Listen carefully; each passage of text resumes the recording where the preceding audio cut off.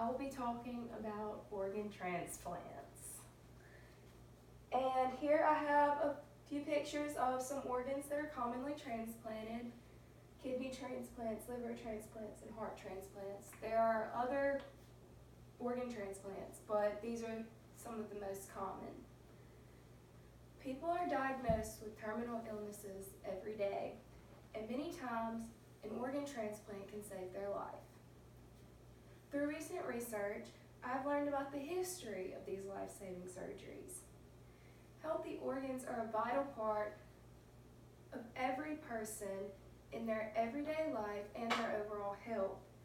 And knowing about organ transplants is important in the case that something were to happen to irreversibly damage an organ. Organ transplants have a significant life-saving role in health care, and their history, impact, and ethics are important for people to understand. I would now like to tell you about the history and importance of organ transplants. In 1869, the first skin transplant was performed, according to the Health Resources and Services Administration. However, no internal organ transplant had ever been thought of. According to Morris in 2013, Joseph Murray, a plastic surgeon, conducted the first kidney transplant, also known as the first internal organ transplant, in 1954. The organ transplant was done between identical twins. Because the transplant was done between identical twins, there was no incidence of organ rejection. But when transplants were done from organ donors who were not family, transplants would be rejected, Morgan explained. Due to this problem, Murray created medications to suppress the recipient's immune response to the transplanted organ, winning Murray a Nobel Prize, as reported by Morris. This history may not sound so spectacular to some, but it's important due to the later impact it had on medical treatment. Since his breakthrough in medicine, many other organ transplants have been made possible, and thousands of lives have been saved by organ transplants, my own father being one of them. Also in 2018, Milicic and Nigulik state that in just Europe, about 10,000 lives are saved each year by organ transplants.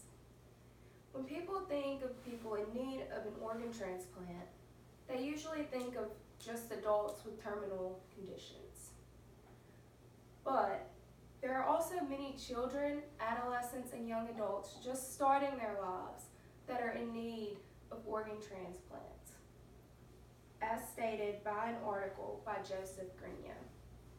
In fact, Grigno states that transplant recipients that are younger undergo the best results, not only saving their lives, but giving them an overall better quality of life.